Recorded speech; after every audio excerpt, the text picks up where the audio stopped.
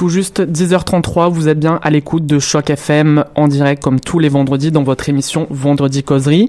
Cette semaine, donc, on vous propose de mettre en lumière la maladie de Parkinson au travers de l'organisme Projet Sahara.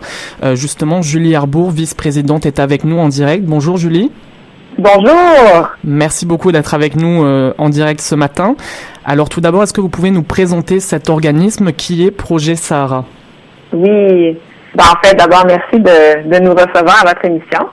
Donc, brièvement, Projet Sahara, on est un jeune organisme. On a débuté ça l'an dernier.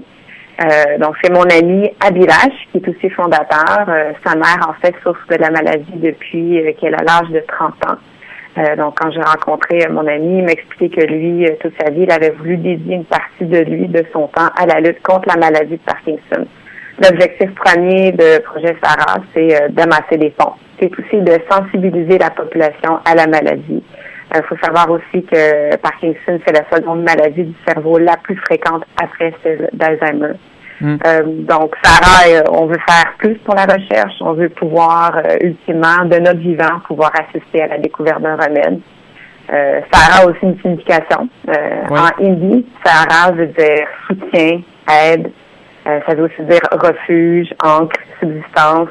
Donc, on va être tout ça, on va être encore plus pour les personnes qui vivent avec la maladie, puis aussi ceux qui essaient de les soutenir. Alors, est-ce qu'on peut repréciser brièvement la maladie de Parkinson pour ceux qui nous écoutent, qui ne connaîtraient pas forcément la maladie? Oui, je vais en fait le vulgariser le plus possible, sans rentrer dans le jargon médical. Oui.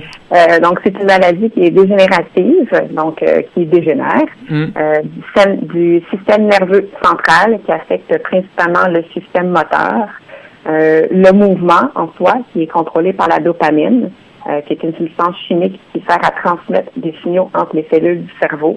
À partir du moment où ces cellules qui produisent la dopamine meurent, c'est là qu'on va apparaître les symptômes de la maladie. Donc, au début de la maladie, les symptômes les plus évidents, c'est ceux qui sont liés au mouvement. Donc, il y a aussi toute cette notion de mouvement qu'on représente à travers le projet.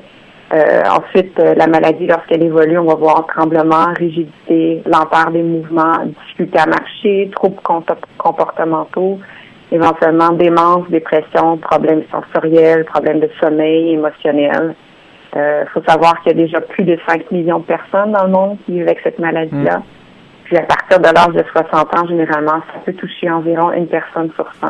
Puis en fait, comme je disais plus tôt, on aimerait ça voir un traitement, un remède de notre vivant. C'est parce qu'à ce jour, il n'y a pas de remède. Le médicament le plus efficace a été découvert en 67. D'accord. Est-ce que les thérapies, la recherche à ce niveau-là, est-ce qu'elle avance aujourd'hui? Dans le bon sens? Elle avance, donc je vais peut-être faire le parallèle avec notre partenariat qui est avec la Fondation Michael J. Fox. La Fondation Michael J. Fox, l'an dernier, on avait donc partagé avec eux les profits qu'on avait ramassés. Ça a bien fonctionné. On a voulu répéter l'échange cette année. C'est une fondation, un organisme à but non lucratif. C'est celle en fait qui donne le plus pour la recherche sur le sujet, la découverte d'un remède pour traiter la maladie. On parle peut-être de 450 millions américains dans le monde, 47 millions canadiens pour la recherche au Canada. Donc, il y a beaucoup de financement qui revient au Canada. On parlait, est-ce que ça avance? En fait, actuellement, il y a du recrutement qui se fait pour environ 38 essais cliniques au Canada. Il y a des études pionnières qui ont été faites à l'Université McGill, l'Université Carleton à Ottawa. En ce moment, il y a une recherche aussi qui se fait à l'hôpital de Toronto Western.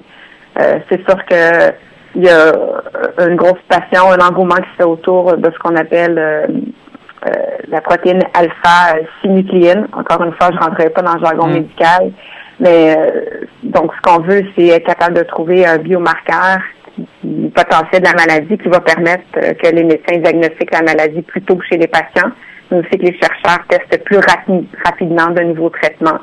Un enjeu qu'on retrouve parfois, c'est que pour être capable de trouver un remède, on a besoin de faire des essais cliniques. On a donc besoin de patients qui vont pouvoir aider dans cette recherche-là. Alors je disais, vous l'avez souligné également, organisme donc tout jeune, fondé en 2015, donc l'année passée.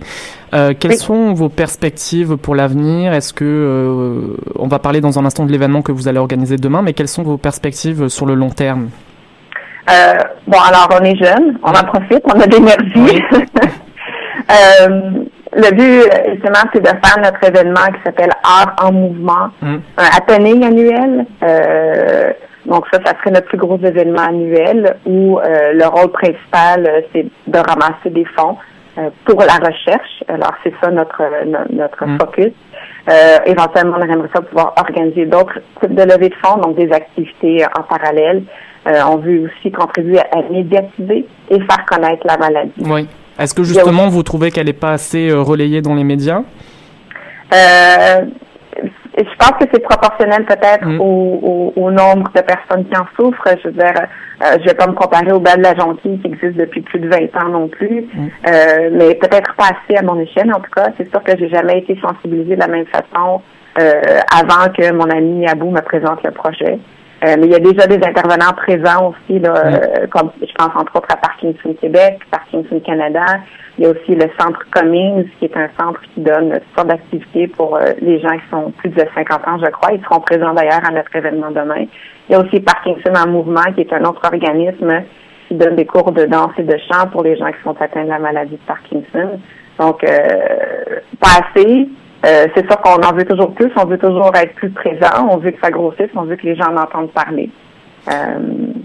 Alors, le but principal, c'est de rassembler pour amasser.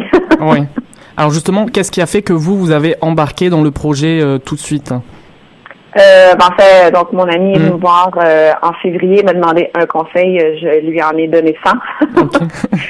Alors, dans mon rôle, j'étais en communication au préalable. Alors, j'ai donné tous les conseils que je pouvais.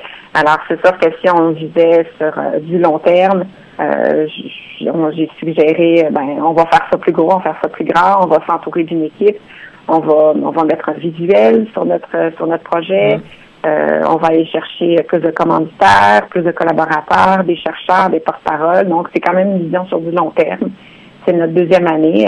Il y a aussi tout l'aspect où on veut encourager le milieu des arts, les artistes émergents qui sont souvent en début de carrière, tous les bénévoles qui sont impliqués pour la plupart dans le projet. Ce sont des gens qui sont dans la sphère de la danse ou encore des arts visuels. Alors, il y a un intérêt aussi qui est autour de ça. Donc, le mouvement, encore une fois, qui revient dans le concept. Alors, justement, deuxième soirée bénéfice, donc demain, samedi 24 septembre, à partir de 17h45, au Centre La Jeunesse à Montréal. Est-ce que vous pouvez nous présenter ce projet-là? Oui. Donc, la soirée s'appelle Art en mouvement, donc en anglais Moving Arts. Alors, on rappelle ici toute la notion de mouvement, la notion de tremblement, aussi parce que tout l'aspect où les gens qui sont atteints de la maladie de Parkinson se trouvent privés éventuellement de tout cet aspect de mouvement-là. Donc, c'est une soirée bénéfice. Il y aura des performances artistiques, danse, chant, poème, théâtre, duo acrobatique. Il y a aussi un encans silencieux d'une peinture Bolvari Art.